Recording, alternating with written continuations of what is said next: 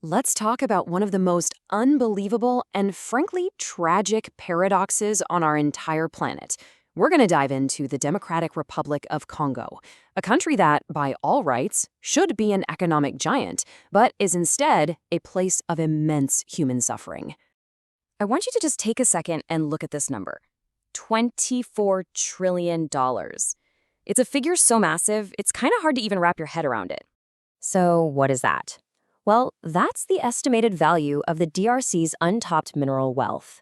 We're talking huge reserves of cobalt, copper, gold, diamonds, coltan, the very building blocks of our modern tech world. With that kind of natural treasure, the DRC has the potential to be one of the richest nations on Earth.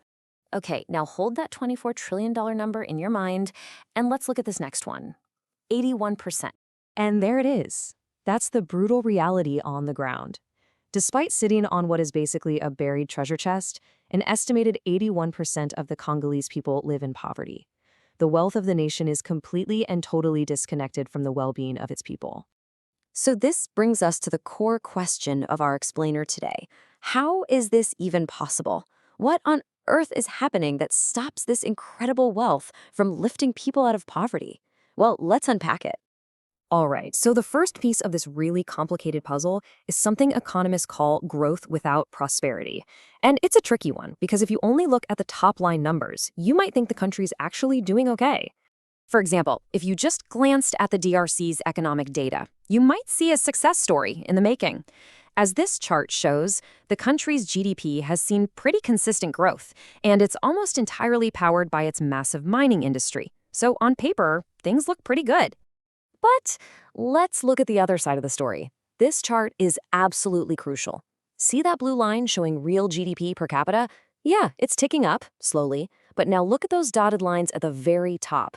Those are the poverty rates, and they are tragically, stubbornly flat. The wealth is just not trickling down, period. And listen, this isn't just our observation. It's a stark conclusion from major institutions like the World Bank. This quote says it all, doesn't it? The country's economic model benefits a tiny few while leaving almost everyone else behind. So we come back to that central question. Why isn't this wealth being shared? The answer, and really the heart of this whole tragedy, isn't found in some corporate boardroom. It's in the country's mineral-rich eastern provinces, the very epicenter of a devastating decades-long conflict. And this is not a new problem. This timeline, it gives you just a quick, horrifying snapshot. We've got the First and Second Congo Wars, a conflict so massive it was actually called Africa's Great War, all the way to these persistent insurgencies and the recent violent comeback of rebel groups like the M23. It's a nearly unbroken cycle of violence. There's actually a name for this whole awful situation, the resource curse. And this definition nails it. Instead of being a blessing, the DRC's mineral wealth has become a magnet for war, for corruption, and for foreign exploitation. It's literally fueling its own misery. So what exactly keeps this fire burning year after year? Well, this slide breaks it down pretty clearly. First, it's a war for control. Control of those valuable conflict minerals that are used to fund the operations of over 120 different armed groups. Then you throw in smuggling by neighboring countries, rampant corruption, a weak government, and these really deep-seated ethnic rivalries, and you have a perfect storm for endless instability. The cost of this curse is just staggering, and you can measure it in both human lives and the government's ability to even function. Let's take a look at the numbers. 7.4 million. According to the United Nations, that's how many people have been forced to run from their homes but are still trapped inside the DRC. It is one of the largest internal displacement crises on the entire planet. And the consequences just ripple outwards. When there's constant fighting, farmers can't plant their crops or harvest them. And that leads directly to this: 26.6 million people facing severe food insecurity. That's nearly a quarter of the entire population facing hunger. Now, the conflict doesn't just cost lives, it's bankrupting the state. The escalating violence, especially in the North and South Kivu provinces, forces the government to spend a fortune on security. But at the same time, it's losing control of its own resources.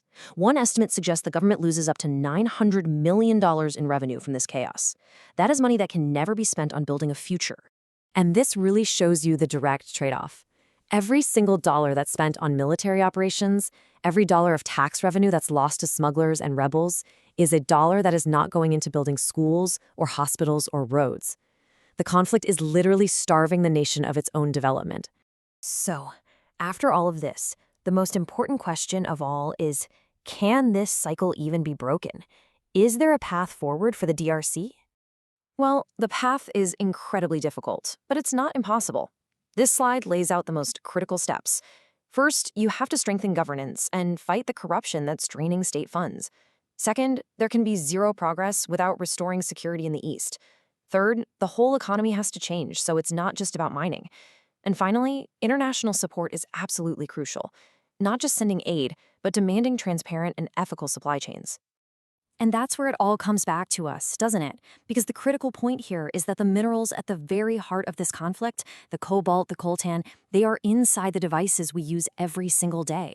They power our smartphones, our laptops, the batteries in electric cars. So we'll leave you with this question to think about. What is the world's responsibility? What is our responsibility in helping the Democratic Republic of Congo finally end its curse?